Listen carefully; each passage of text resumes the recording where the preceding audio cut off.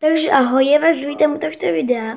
A v dnešnom videu vám ukážem taký jednoduchý spôsob, ako si vyrobiť sliz. Takže potrebujeme na to jedlú sodu, obyčajnú sodu.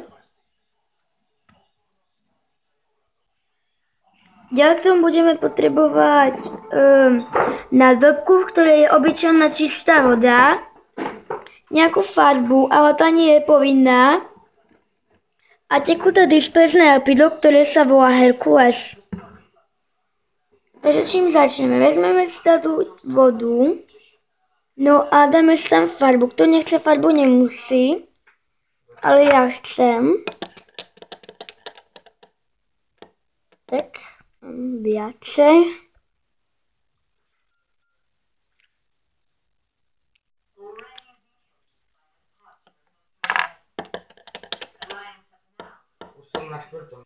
Tak a teraz si tam pridáme trošku jedlej sody, netreba veľa, stačí takto.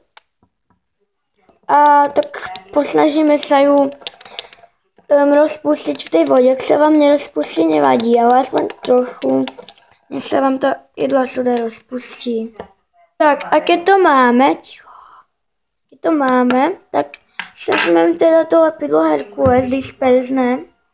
S iným vám to asi nepôjde, pretože som rozrobila s iným lepidlom tekutým, nebolo to Herkules a nevznikol mi z toho sliz. Tak a teraz pridáme lepidla toľko, koľko chcete, aby ste mali slizu. Tak, a budeme to miešať lyžičkou, dovtedy, dokedy nám z toho nevznikne sliz.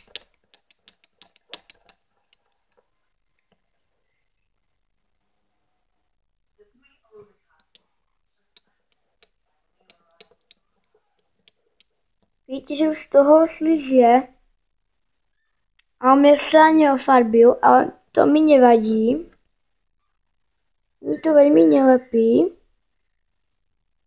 Ale tak trošku, hej.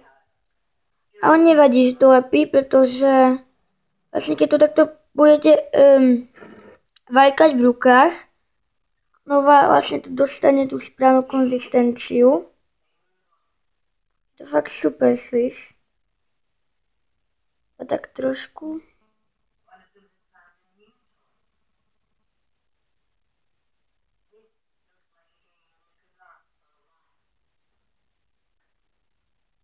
Že takto no.